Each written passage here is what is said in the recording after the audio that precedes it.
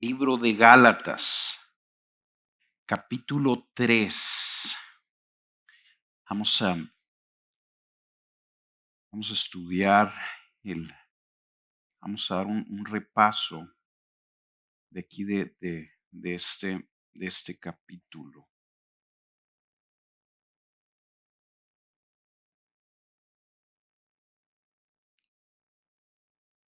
Les iba a decir que se ven más gorditos, pero no los alcanzo a ver bien, entonces no pudiera opinar. Pero disfruten sus fiestas con sus familias, que esa manifestación de la gracia de Dios pueda ser un deleite para ustedes también en estos días. Vamos a orar, hermanos, si me acompañan, y nos abocamos a estudiar la palabra.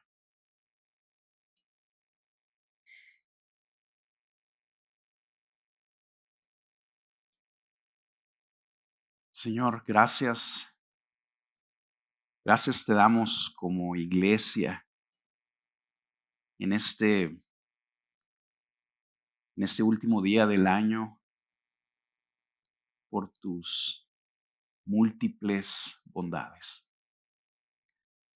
Volteamos para atrás, Señor, y si algo hemos visto es gracia sobre gracia, bendición tras bendición. Este año hemos visto tu fidelidad, Señor. Hemos visto tu generosidad. Hemos visto tu protección. Hemos visto tu ayuda. Hemos sido sostenidos por tu presencia y estamos el día de hoy aquí de pie por ti. Y te damos las gracias. Gracias por tanta bondad. Y ahora juntos como iglesia, Señor, te queremos pedir que nos hables una vez más, que nos hables por medio de tu palabra. Y yo, Señor, yo quiero pedirte, Señor, que una vez más me utilices. Tú me has dado el gusto, el privilegio, Señor, de estar aquí delante de aquellos que tú amas.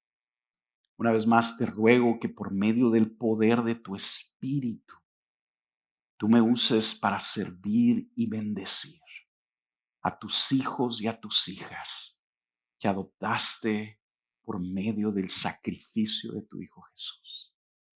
En Cristo, amén. Amén. Muy bien. Vamos a cerrar el año, hermanos, repasando uno de los puntos que nos trajo de una manera excelente el pastor Abelardo hace 2 semanas. A ustedes que están siguiendo la serie de Gálatas de cerquitas, quisiera animarlos a que vuelvan a escuchar ese mensaje que nos trajo el pastor Abelardo. Nos decía el pastor Carlos en la reunión que los puntos, en la reunión de pastores que tenemos cada semana, que los puntos que vimos en ese mensaje que el pastor Abelardo nos trajo van a funcionar como una base para las siguientes predicaciones. Entonces, lo que vamos a hacer ahora es que vamos a repasar 3 versículos que ya se expusieron con la finalidad de asegurarnos en este cierre de año que todos estamos en la misma página, en esta serie que hemos estado estudiando en el libro de Gálatas. Simple y sencillamente queremos asegurarnos que todos estamos entendiendo bien lo que significa estar firmes en el evangelio de la gracia. Estar firmes en el evangelio de la gracia. Dice Gálatas capítulo 3, versículos 15 al 18. Voy a leerles la palabra de Dios. Quisiera invitarlos de favor a que se pongan de pie. Voy a leer yo la escritura. Les pido de favor que simple y sencillamente me escuchen en la lectura y que escuchemos juntos lo que el Señor tiene para nosotros en este pasaje. Dice la escritura: hermanos, hablo en términos humanos. Un pacto o un testamento aunque sea humano, una vez ratificado, nadie lo invalida ni le añade condiciones. Ahora bien, versículo 16. Las promesas fueron hechas a Abraham y a su descendencia. No dice y a las descendencias, como refiriéndose a muchas, sino más bien a una, y a tu descendencia, es decir, Cristo. Lo que digo es esto: la ley que vino 430 años más tarde no invalida un pacto ratificado anteriormente por Dios como para anular la promesa. Porque si la herencia depende de una ley, ya no depende de una promesa. Pero Dios se la concedió a Abraham como por medio de una promesa. Pueden tomar su lugar. En este pasaje vamos a ver que el apóstol Pablo simple y sencillamente refuerza lo que ya nos ha dicho en varias ocasiones y que de hecho nos va a seguir diciendo hasta el final de la carta. Tú y yo nos vamos a dar cuenta que aún en el capítulo 6, el apóstol Pablo va a seguir enfatizando este mismo punto. ¿Qué nos está diciendo? Que la salvación, una salvación tan grande, como dice el autor de Hebreos, Dios nos la concede a nosotros, los pecadores, los desobedientes, solo por su gracia. Que nosotros recibimos esa salvación gratuitamente, sin pago alguno, sin mérito alguno. Nosotros la recibimos a través de la fe. Simple y sencillamente por poner nuestra confianza en Cristo, nuestra fe en Cristo, recibimos el regalo de gracia que el Señor nos concede. Nosotros que estamos en Cristo no necesitamos tratar de ganarnos nuestra salvación por medio de guardar las obras que la ley de Dios demanda. ¿Cuál es nuestra parte? Simple y sencillamente recibir esa salvación por medio de la fe y disfrutarla. Ok. Para remachar esto, lo que Pablo hace en estos versículos es que ilustra su punto con el ejemplo del patriarca Abraham. Y básicamente nos está recordando cómo es que Abraham recibió y disfrutó de una gran herencia que el Señor le prometió. El título de mi mensaje es La bendición prometida. Lo vamos a ver en dos puntos bien sencillos. Vamos a empezar recordando la gran promesa que el Señor le hizo a Abraham y cómo sucedió su cumplimiento. Aquí es donde vamos a empezar. Si tú eres un lector de la Biblia, te vas a dar cuenta conmigo que la primera vez que aparece Abraham en la escritura es en Génesis 11. Si tú estás ahí leyendo ese pasaje, te vas a dar cuenta que no se nos dan muchos detalles de Abraham en ese pasaje. Simple y sencillamente se nos dice que era hijo de un hombre llamado Taré. Algo que necesito mencionar aquí es que Abraham, cuando se introduce, no se distingue de los demás hombres por una virtud de carácter en particular. Eso lleva a algunos comentaristas a decir que lo más probable es que Abraham era un idólatra, al igual que todos los demás hombres. Es decir, un hombre que no conocía a Dios, un pecador común y corriente. Después te vas a dar cuenta en el capítulo 12 que Dios toma la iniciativa de acercarse a Abraham. Eso es importante. Dios toma la iniciativa. Abraham no estaba buscando a Dios lo busca a él. Dios se acerca a él y decide hacer algo en su vida. En el capítulo 12 nosotros vemos que básicamente el Señor de una manera soberana lo escoge para él. Lo escoge por gracia, no por algún mérito en la vida de Abraham, no por alguna virtud que hubiera en Abraham. Simple y sencillamente decide escogerlo y se revela a él, se da a conocer a él y le dice que lo va a bendecir. De hecho, le promete que lo va a bendecir y que no solo lo va a bendecir a él, sino que lo va a hacer un canal de bendición para que a través de él todas las familias de la tierra sean bendecidas. De hecho, la palabra en hebreo que se traduce como bendición, ahí en Génesis 12, significa literalmente impartir vida. Dios se acerca a Abraham, se da a conocer a Abraham y le promete impartirle vida y le promete hacerlo un canal de bendición para que su vida se extienda a todas las familias de la tierra. Los comentaristas enseñan que lo que el Señor está haciendo en Génesis 12, de hecho hay personas que dicen que la Biblia empieza en Génesis 12, que todos los capítulos anteriores son como la introducción a este capítulo. Los comentaristas enseñan que básicamente lo que Dios está haciendo es anunciando su plan de redención. Le está anunciando a Abraham y al mundo cómo es que Él va a darse a conocer a las familias de la tierra. ¿Cómo es que Dios se va a dar a conocer al hombre que le ha dado la espalda y que vive en rebeldía contra él?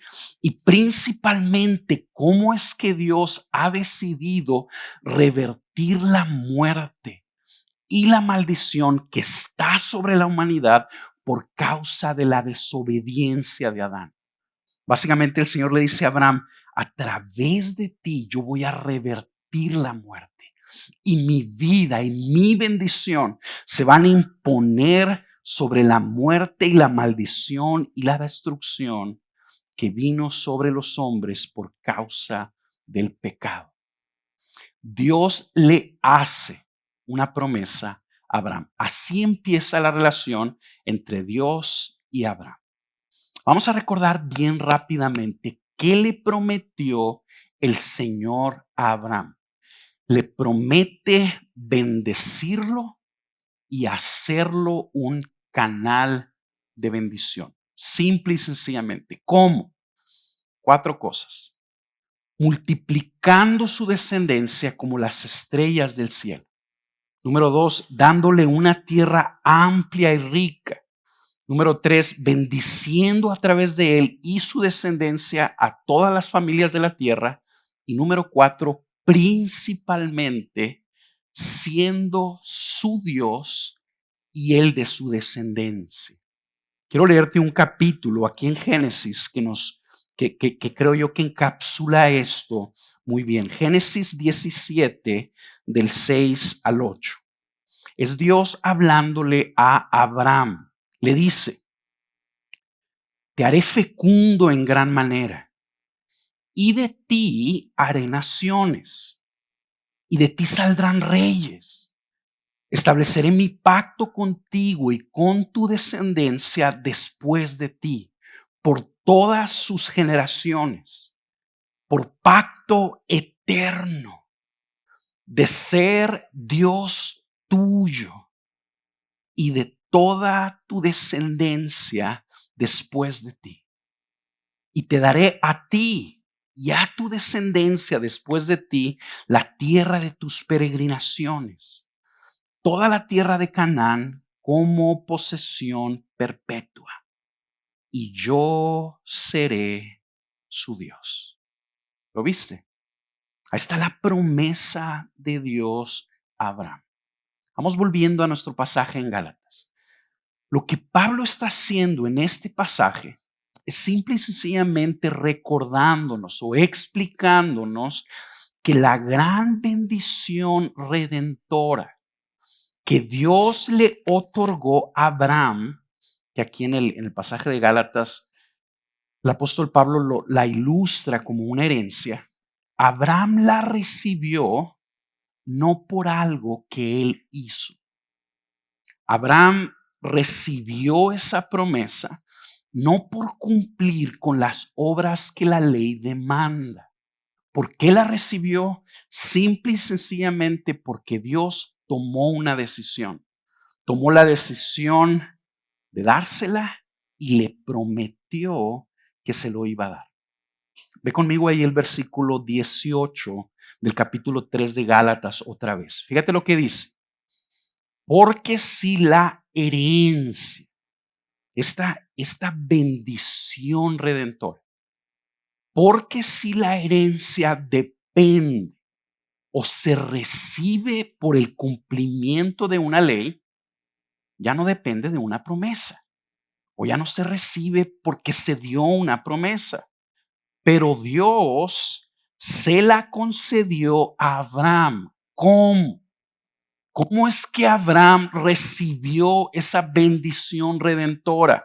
Pero Dios se la concedió a Abraham por medio de una promesa. No sé si te fijaste en eso.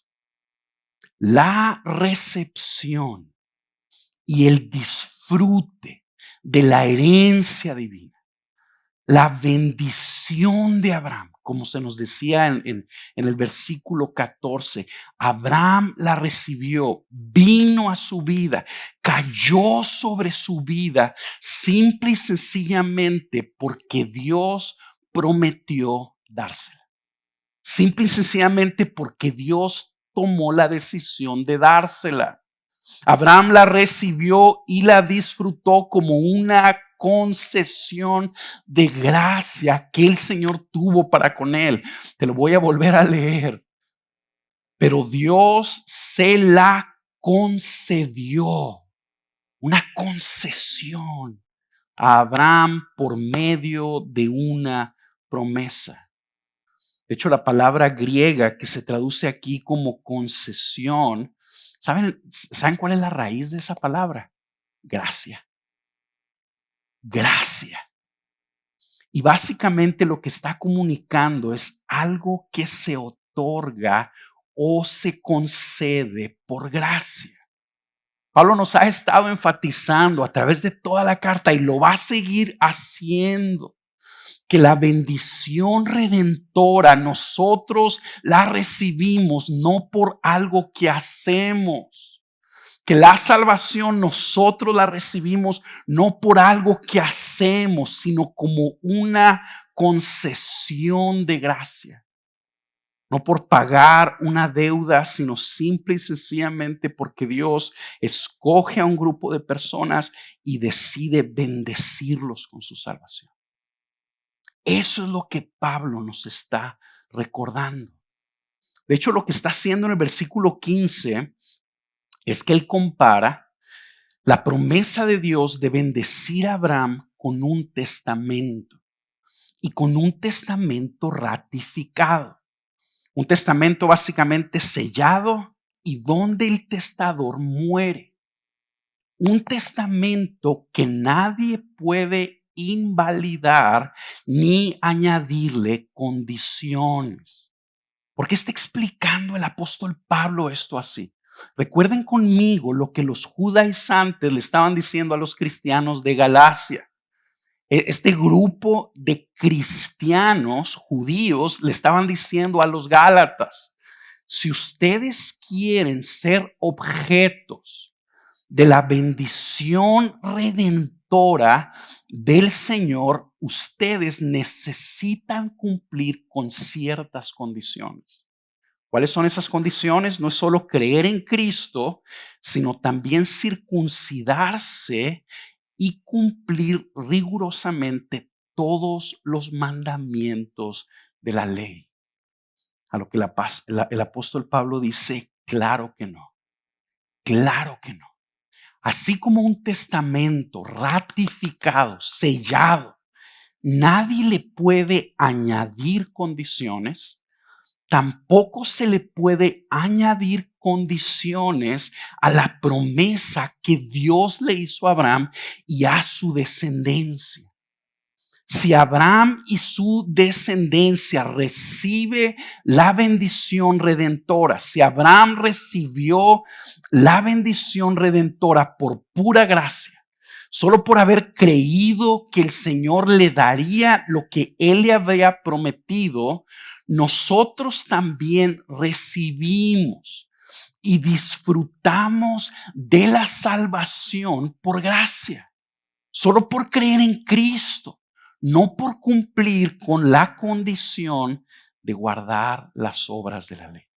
Y luego lo que Pablo hace en el versículo 17 es que le dice a los judaizantes, ¿sabes qué? A los gálatas, acuérdense de esto, la ley inclusive vino 430 años después de que Dios le hizo la promesa a Abraham. Esa ley que vino 430 años después no invalida o no anula la promesa que se había hecho anteriormente. Eso nos ayuda a entender, hermanos, que el obedecer la ley nos salva. El obedecer la ley nos salva. El obedecer la ley de Dios no nos hace aceptos ante Dios. El obedecer la ley de Dios rigurosamente no nos hace como que subamos un escalón y obtengamos un estatus de justicia ante Dios que nos permite estar en buenos términos con Él. El guardar las obras de la ley no es la precondición que nos permite ser objetos de la bendición redentora de Dios. Te lo voy a repetir. El guardar las obras de la ley no es la precondición que nos habilita o nos capacita para ser objetos de la bendición redentora del Señor. Voy a leer unos versículos que también ya vimos que están ahí en ese mismo capítulo, un poquito más adelante, versículos 21 y 22. ¿Es entonces la ley contraria a las promesas de Dios?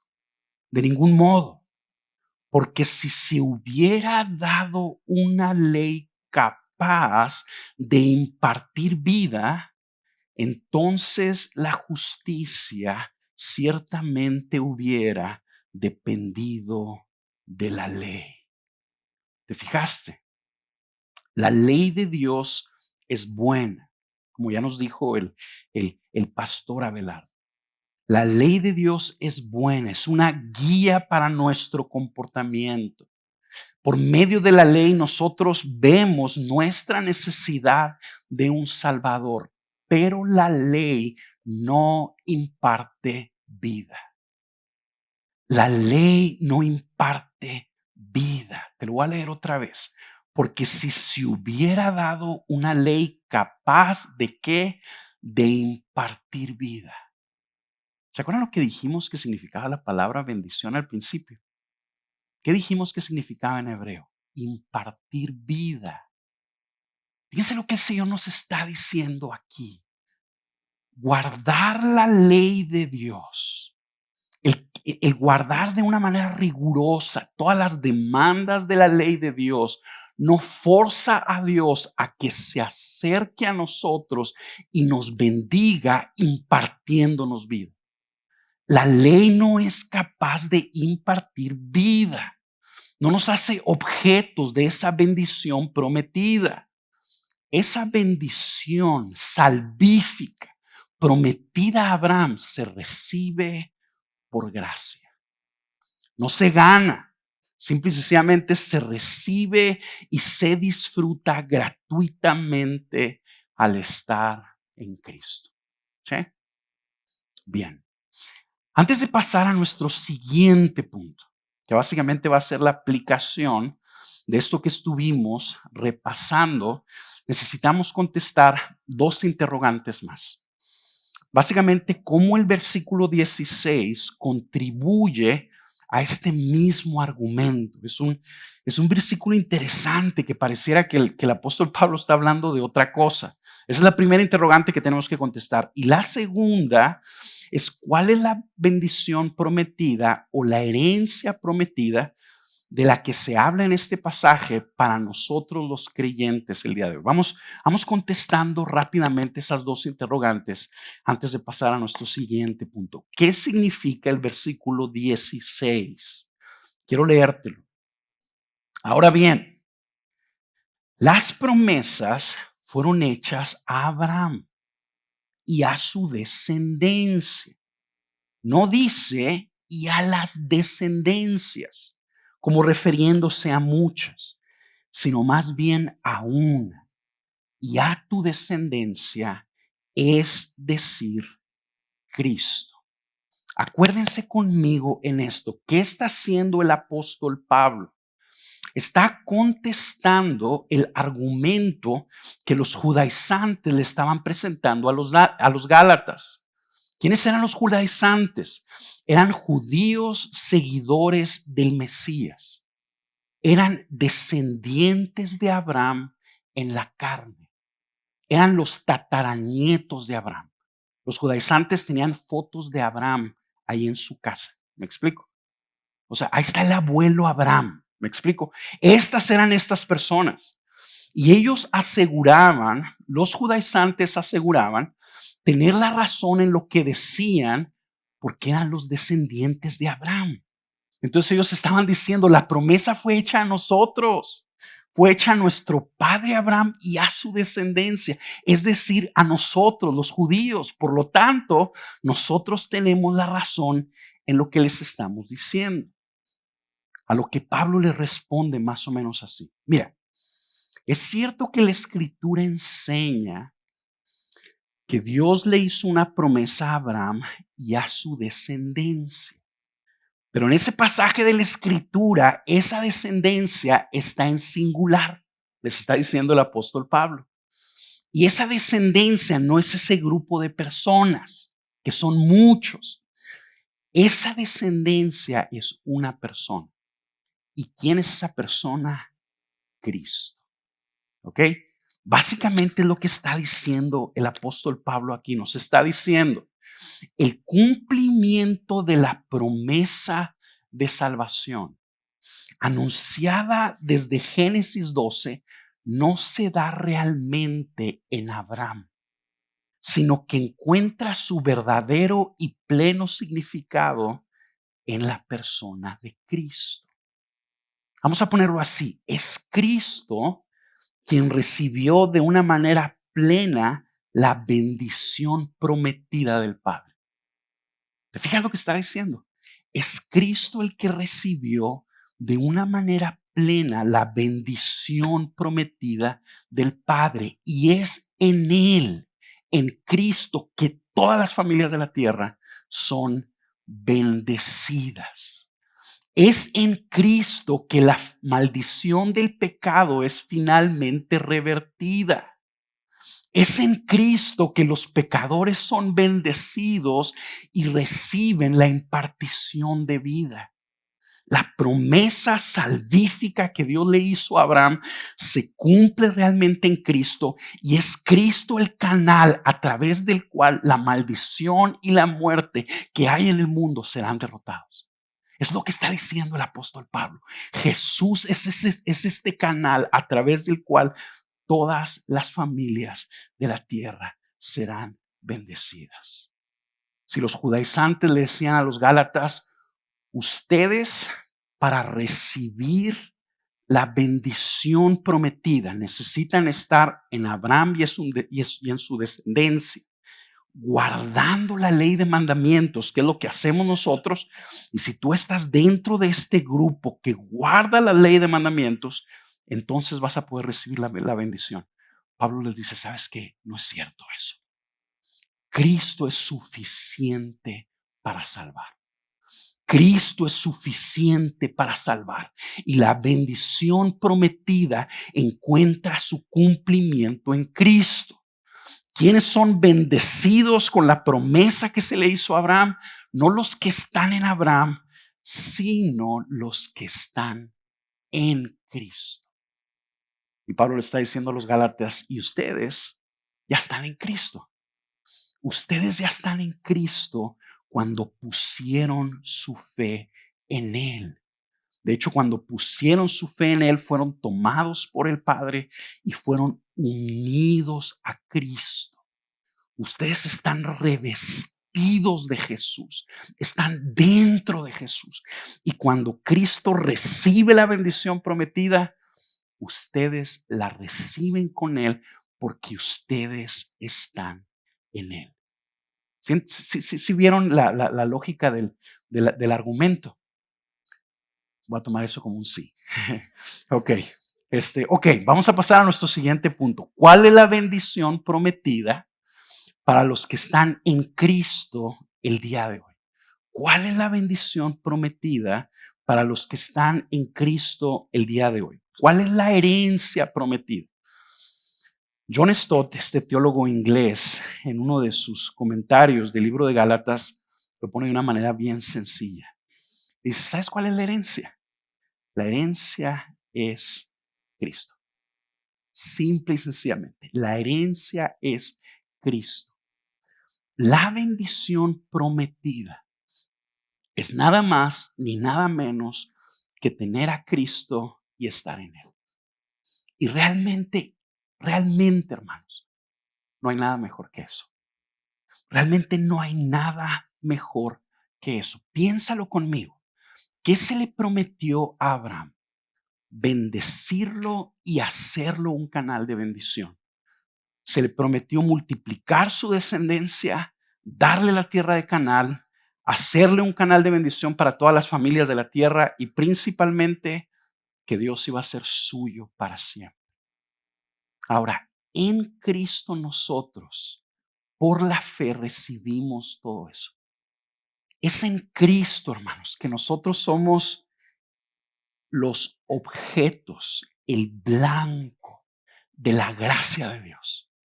Este favor inmerecido que Dios tomó la decisión libre y soberana de derramarlo sobre el mundo, nosotros lo recibimos al estar en Cristo.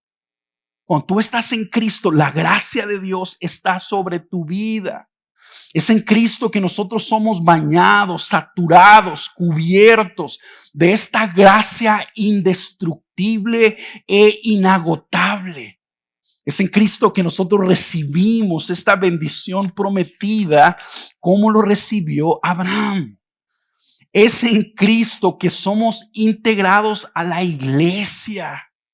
Es en Cristo que nosotros somos integrados a esta familia de descendientes que se está multiplicando en toda la tierra y que nadie puede detener.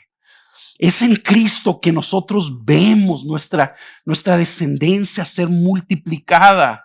Es en Cristo que nos convertimos en este canal de bendición, donde nosotros, personas comunes y corrientes, somos utilizados como canales de bendición para impartir vida a otras personas, de manera que otras personas ven a Jesús a través de nosotros.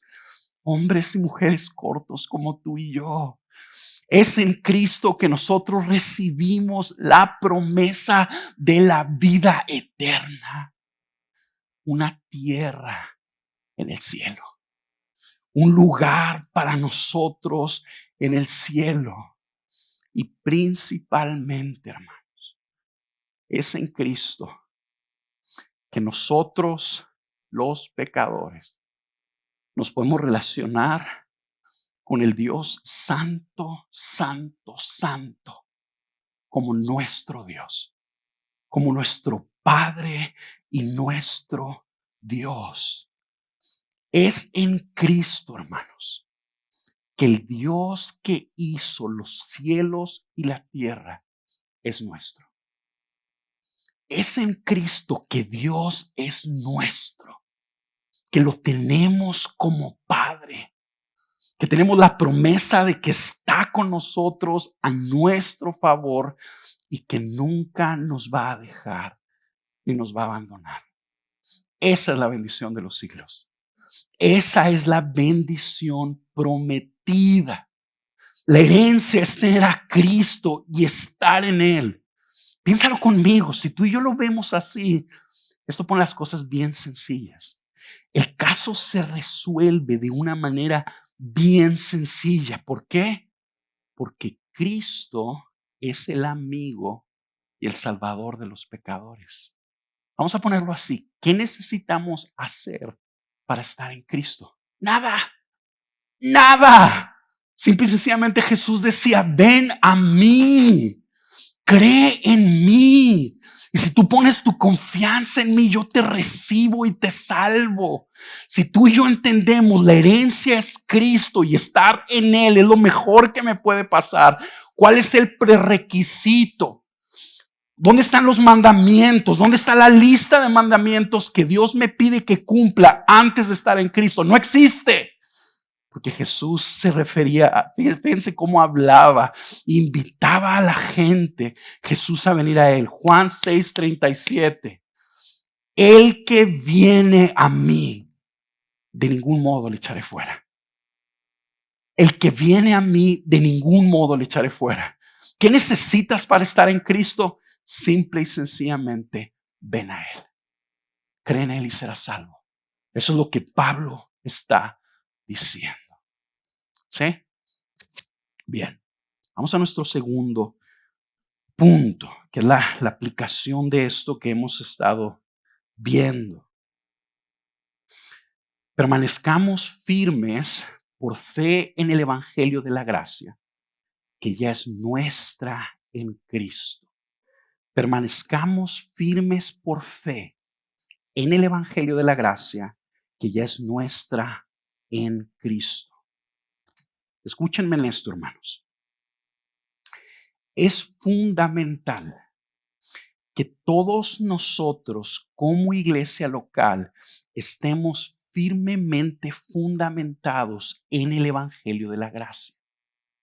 Es fundamental que todos nosotros basemos nuestra relación con Dios, nuestro caminar con Cristo, en quién Cristo Jesús es y en lo que hizo por nosotros en la cruz.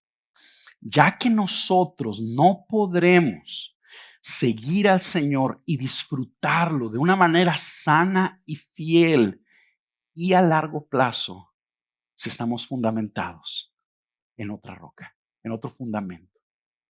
Es fundamental que nosotros anclemos nuestras vidas en el Evangelio de la gracia.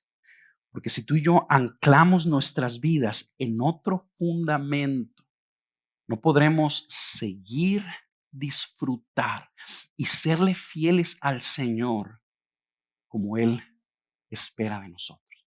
No va a suceder a largo plazo. Vivir fundamentados en el Evangelio de la gracia no es vivir entendiendo conceptos teológicos. No es lo que Pablo nos está diciendo aquí. No es la intención del apóstol Pablo hacernos una iglesia letrada en teología. Vivir fundamentados en el Evangelio de la gracia es un reposar y descansar del alma. Es un deleitarnos en el amor y el favor de Dios, que entendemos por el Espíritu Santo que ya está sobre nuestras vidas de una manera permanente por Jesús. Vivir fundamentados en la gracia es que tú disfrutas y descansas, que el favor de Dios está sobre tu vida, no por algo que tú haces, sino por lo que Cristo hizo. Es un esperar el bien de parte de Dios en toda circunstancia, porque sabemos que el Señor nos ama y que en Cristo nos favorece. Algo así es estar fundamentados en el Evangelio de la gracia. Es aprender a vivir a la luz, o es vivir creyendo que por Cristo Jesús en Dios tenemos un Padre que nos ama. Vivir fundamentados en el Evangelio de la gracia es vivir a la luz, vivir creyendo que por Cristo Jesús en Dios tenemos un Padre que nos ama. Un Padre que está con nosotros en toda circunstancia y que nunca nos va a abandonar.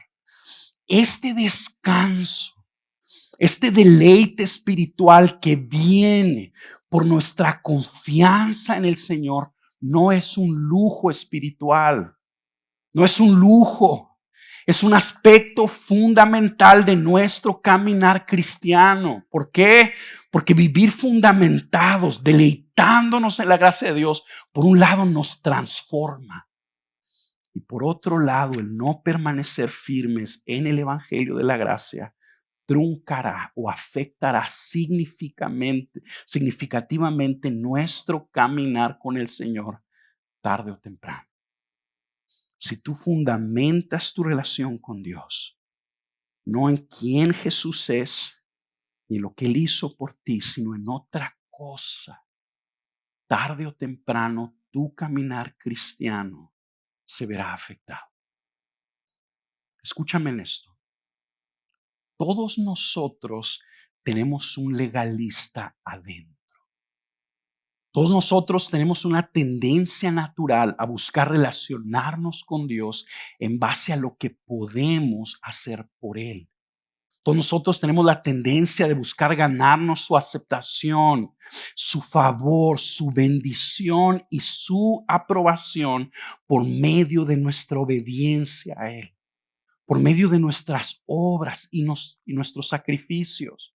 Eso es lo que nos lleva a sentirnos seguros de nuestra relación con Dios cuando estamos leyendo la Biblia y cuando estamos sirviendo a Dios de una manera significativa.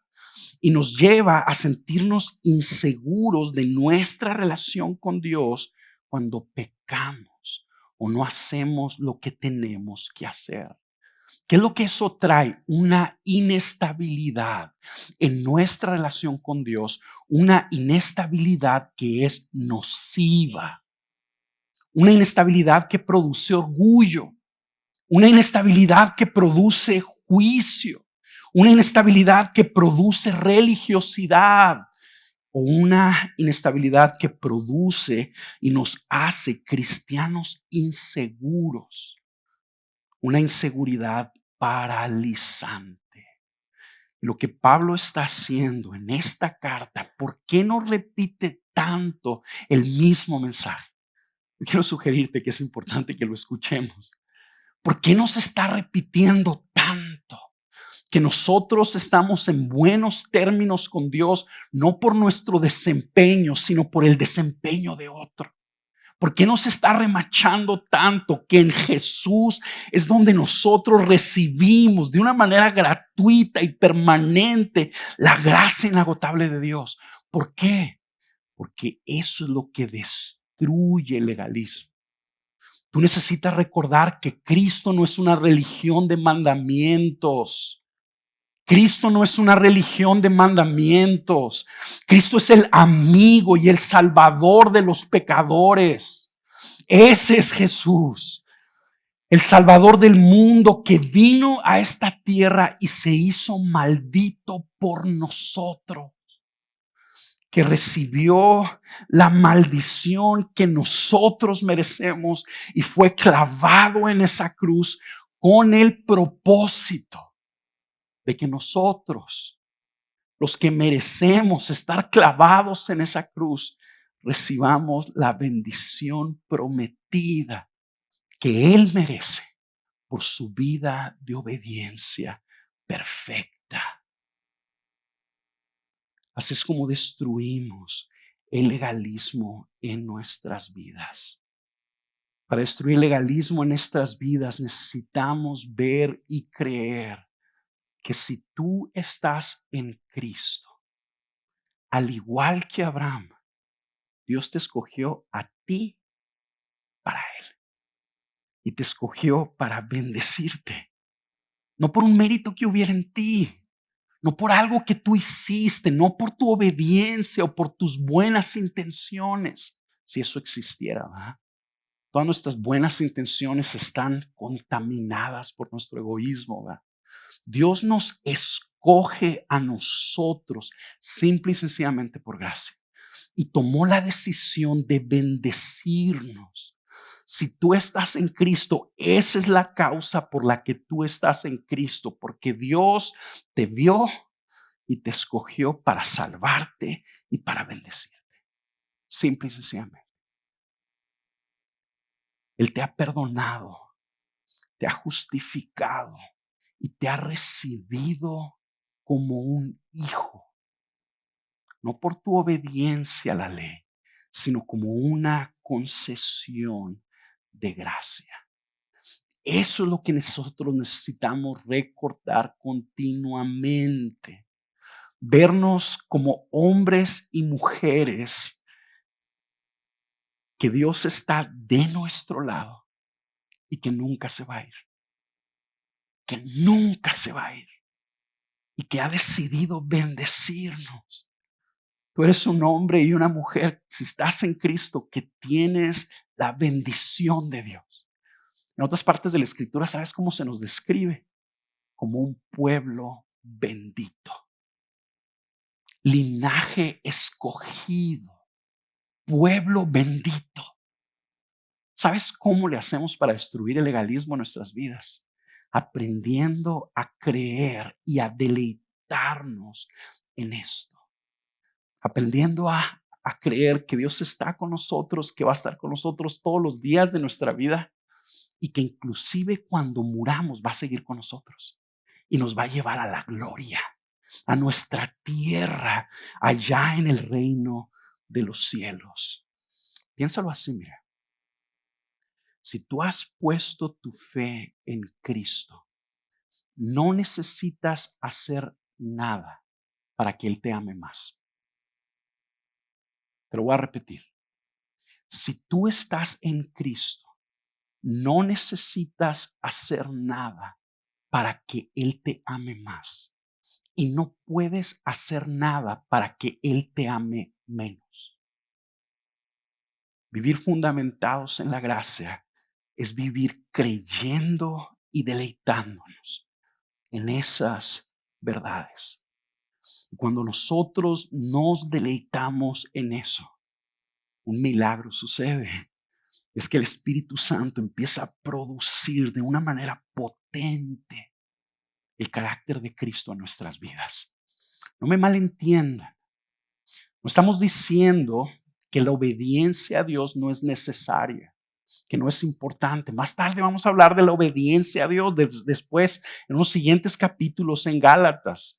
Y vamos a hablar de una obediencia a Dios radical, sin condiciones, una obediencia motivada por amor. Pero ¿dónde crees que nace o surge esa obediencia? Que tú y yo estamos fundamentados en la realidad de que Cristo nos ha aceptado sin condiciones, de que Cristo nos ama de una manera permanente y que nunca dejará de amarnos. El que tú y yo entendamos eso nos mueve, nos lleva a que tú y yo obedezcamos a Cristo por amor y sin condiciones también. Voy a terminar con esto. Hace tiempo vi unos capítulos de una serie llamada Anne with an E. Anne with an E. Básicamente esta serie ilustra la vida de una niña huérfana que vivía en un orfanatorio y que soñaba con tener un hogar. Esta niña, cuando la llevaban con una familia que quería conocerla, lo que esta niña hacía era que se esforzaba. Se esforzaba por portarse bien, se esforzaba por cumplir todas las reglas que le pedían en esa casa. ¿Para qué? Para que la aceptaban, para que la aceptaran. Y una vez que medio ganaba la aceptación de esa familia, se seguía esforzando por cumplir con todas las reglas para que esa familia que la había medio aceptado no la desechara. Obviamente la niña tarde o temprano se equivocaba y era rechazada y desechada continuamente, familia tras familia. Darse cuenta de este rechazo a la niña la desgarraba y producía en ella una tristeza destructiva, porque se sabía que no era amada, que no era aceptada, no tenía un hogar. Y la serie ilustra muy bien que todo eso cambia cuando ella encontró a un hombre que la recibió como su hija sin condiciones. Tú vas a ser mía. Vas a ser mía sin condiciones y yo voy a ser tu papá mientras viva. Y nunca te voy a abandonar. Esa es la experiencia que necesita suceder en todos nosotros, hermanos. Y solamente es producida cuando aprendemos a permanecer firmes en el evangelio de la gracia.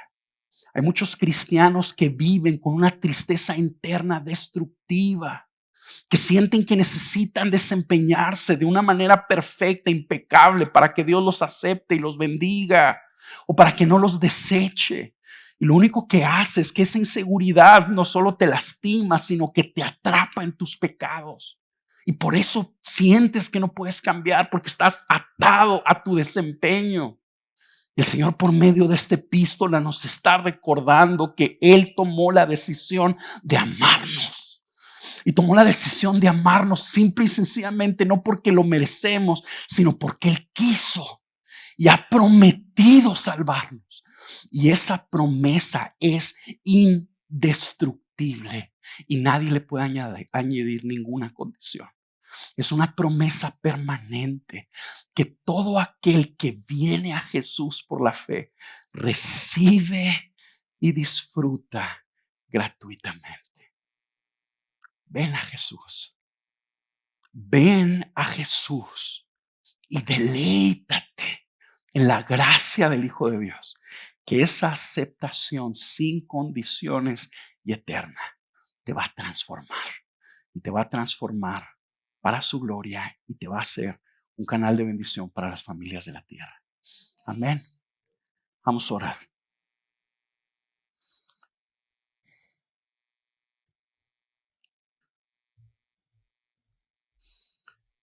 Señor, te quiero dar las gracias junto con mis hermanos